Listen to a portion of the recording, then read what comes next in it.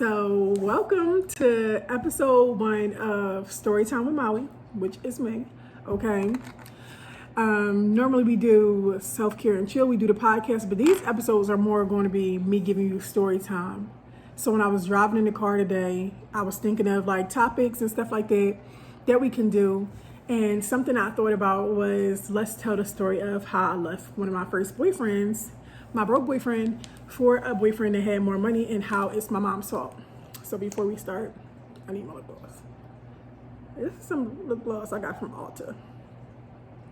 Ulta Beauty Juice Infused Lip Gloss. I can't do nothing before. And my sweatsuit is from M Sport Legacy as usual.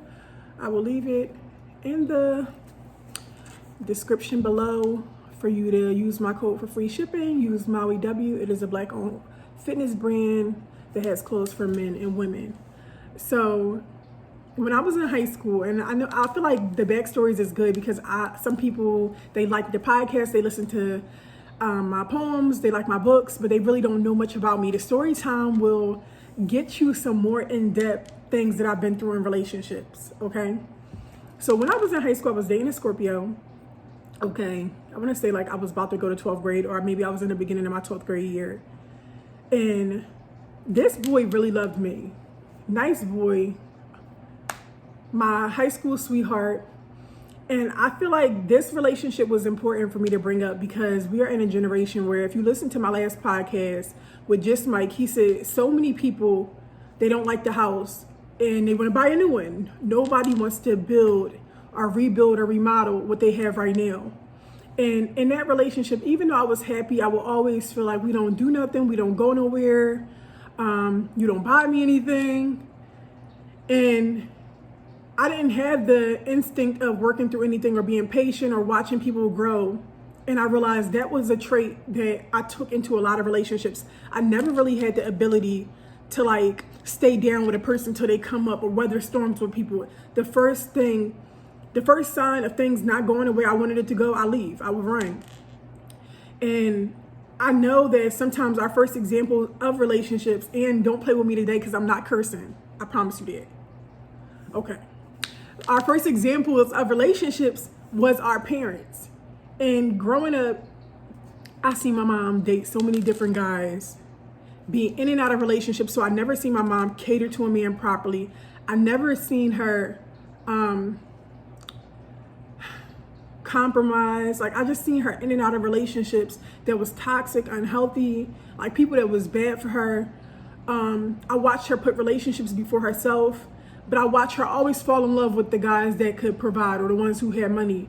And I feel like another thing is when you have certain people around your children too, because and that's why we have to be so conscious of the things that we do around our kids. Because as an adult, I look back on the things that I watched my mom say, and I took so much of that shit into my adulthood. So her girlfriends will also come over on the weekends when my mom will be off and be like, yeah, girl, I was arguing with Jerome. He beat me up this weekend. So verbal abuse was normal for me seeing. Physical abuse, all types of toxic relationships was so normal. It wasn't like my girlfriends, like their parents were in horrible relationships. So I didn't never really have an example. And I always felt like love was what you could do for a person. Because I remember this one guy, my mom loved him so much. And he wasn't like a great guy. He was the one who did the most stuff for her. So when I got out of that relationship, and the boy was so sad, I feel like I broke his heart. I left for this other guy. And this other guy at the time, like he played basketball. He was so popular. All the girls liked him. He was super attractive. He had money and stuff like that. And I had left this Scorpio to be with this Aries. Man, I'm Aries. And for me to go with him and get cheated on, for me to get lied to all the time, for me to get manipulated, for me to freaking just endure so many things so young and just feel like, well, it's okay because this person does X, Y, and Z for me. This person provides for me. And it made me realize, because we can't grow until we start being accountable. When we start working on ourselves and tapping into the shit that we really need. I know I said I wasn't gonna curse, but I cursed and I'm sorry. And when we start tapping into the shit that we really need to work on, we're able to be accountable and be like, this is what it is. So I realized after me leaving that boy that was a Scorpio, to go be with somebody that I felt like the grass was greener on the other side, for me to be unhappy, for me to be unsatisfied, for me to wish I ain't never leave that guy. I realized that I had a damsel in distress complex. And this trickled into me dating a lot of older guys. In high school, I dated maybe like 2 older guys, but those relationships that were longer, they were my age. I realized that as I got older, the relationships that I wanted to be in were always with people I felt like could save me. And it was literally me being my mom, me falling in love and being attracted to who I felt like could do the most for me. Not who treats me the best, okay? Not who's the best communicator, not who's the most romantic or the most in tune with their emotions or the most religious. Who can do the most for me? Like, who can take me out of my situation that I am in? So when I left that relationship of being treated wrong, and I don't even think that I left it, I think that he broke up with me. I thought that was sometimes the best thing a person could do for you is leave your ass. That's one thing I will say about that relationship. I cared about that boy so much, being boy crazy. The best thing he ever did for me was to leave my ass, because I would have never left. I would have kept making excuses for him. I would have kept freaking just being naive. When I got out of that relationship and I started talking to an older guy, and it's just like ever since I left that one boy, that Scorpio that was treating me good, the puppy love, acting our age, I was being grown. Like, you see what I'm saying? I got out of a relationship and I dated my first older guy. And I feel like that is when everything just went fucking freaking downhill. Okay. For me to just be, and I talked about this last time on the podcast that we just did. And I feel like me dating an older guy said just molded me so much as a person, and toxic ways of thinking when it comes to relationships. I would be with I would talk to a guy that I felt like was older, more established and stuff like that. And I come from a very toxic home environment. I come from a lot of chaos. I come from like a very unstable home. So when I would meet somebody that had more than me, I felt like this was also my escape. And another thing is, I didn't grow up with my dad. So when I look back on the things that I expected from these older relationships, I was looking for everything that if I would have had a dad, I feel like my dad would have gave me the sense of security. I feel like my dad would have been telling me that I was good enough and that I was beautiful. And if I was in trouble, I would call my dad for him to come help me. I would talk to these guys that would really be, that I would look at kind of like dad figures, like when you really think about it, and then you get in tune with the daddy issues that you got, along with the examples that your mom showed you. So I would talk to these older guys and mentally abused, verbally abused, treated like shit, comparing myself to other women. I was in a relationship with one guy, and he would always tell me, younger guys your age don't know what to do with you. They never gonna make you as happy as me. They're not gonna be able to do anything for you. So anytime me and him would take a break and I would try to date guys my age, I would feel like, oh, he's right.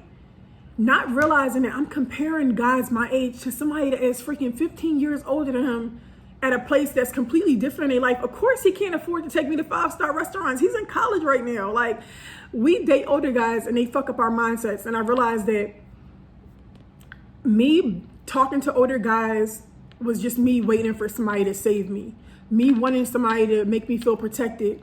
Me wanting somebody to give me some sense of security. The moment that I realized that I could save myself, the moment that I became more stable at a place in my life, the moment that I start giving myself the things that I always wanted men to do for me, is when I realized that I can be with who I want to be with, and I don't have to settle for certain comforts. And I feel like we in a generation where so many people we in such a fucking shallow generation where everybody care about money and what you got and what you could do for me, that we settle and we compromise with so much shit.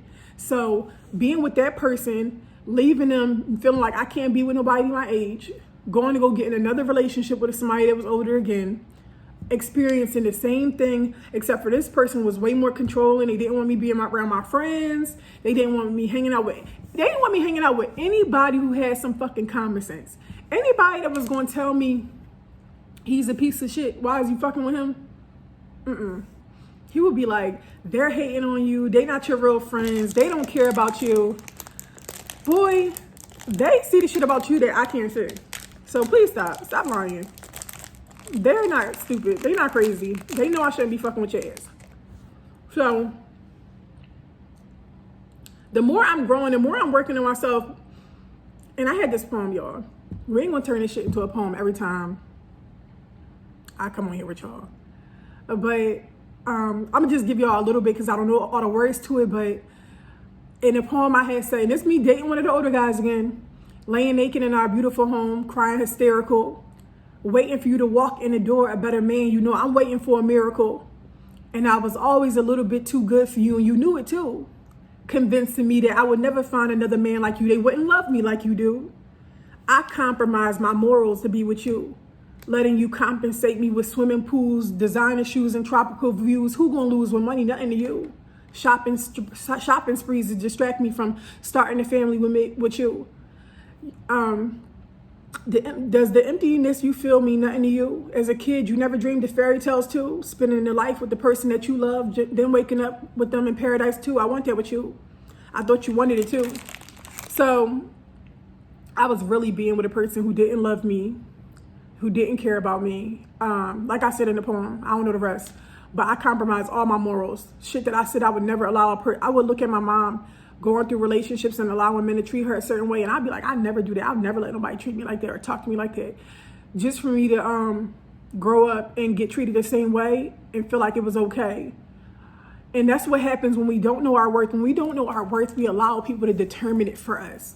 Like when you're allowing people to just come into your life and you're saying, oh, name your price.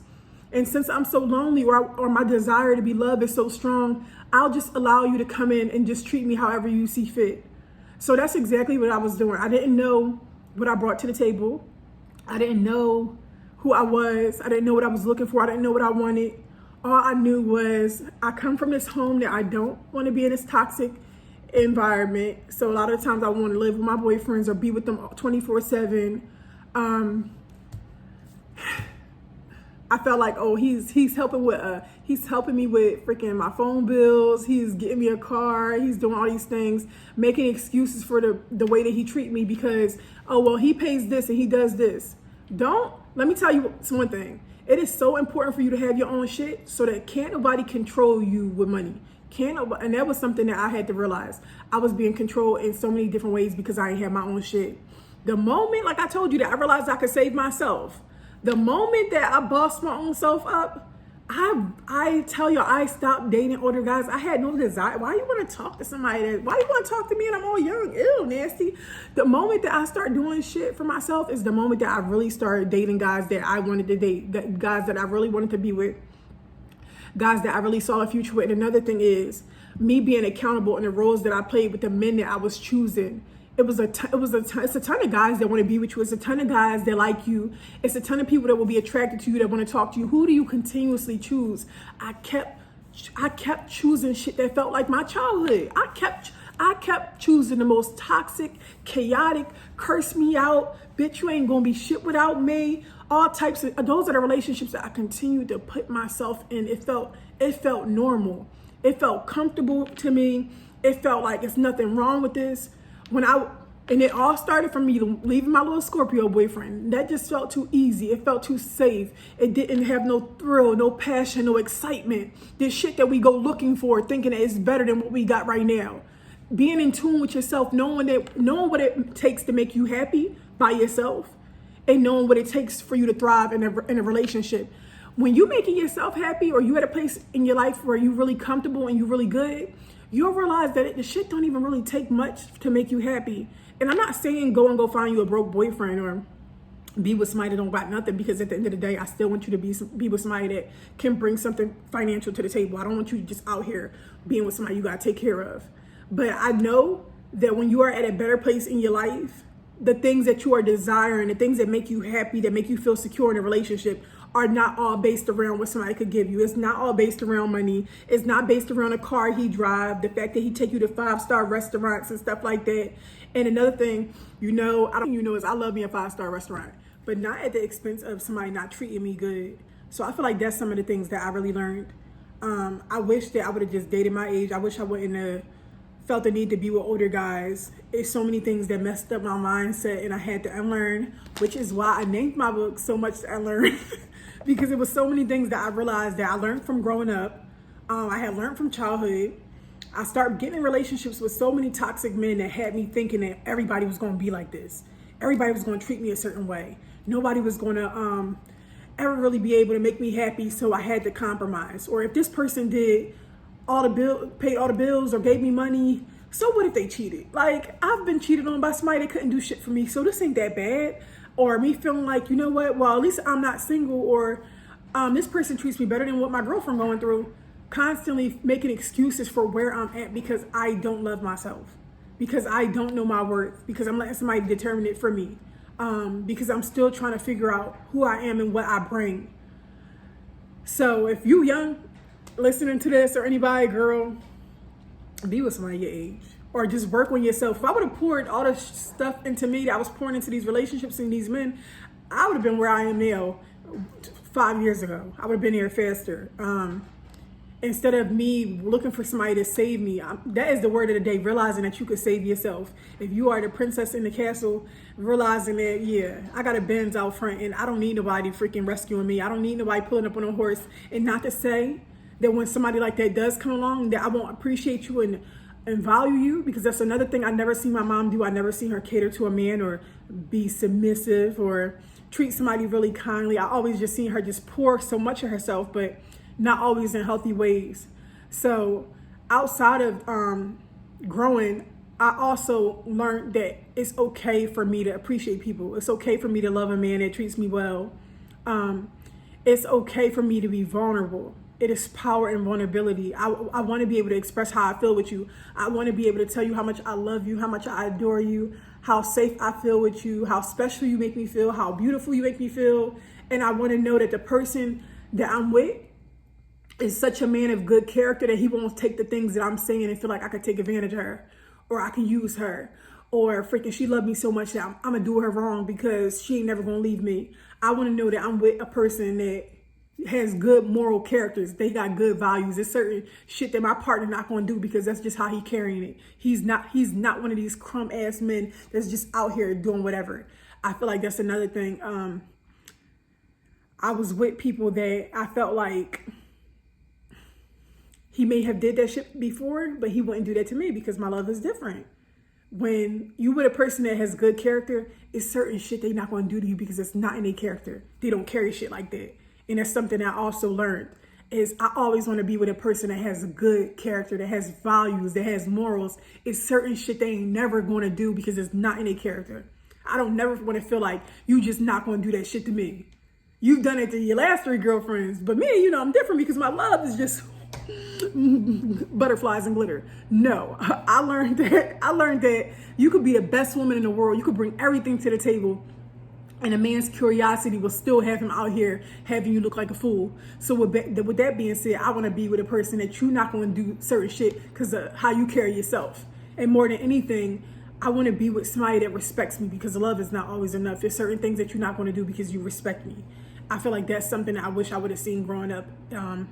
More couples respecting each other, more people loving each other, healthy communication. When I think about the way I grew up, the things that I seen, the relationships that I was in, I felt like I was okay. Even the relationships that you didn't see, even how your family communicates with each other could be unhealthy.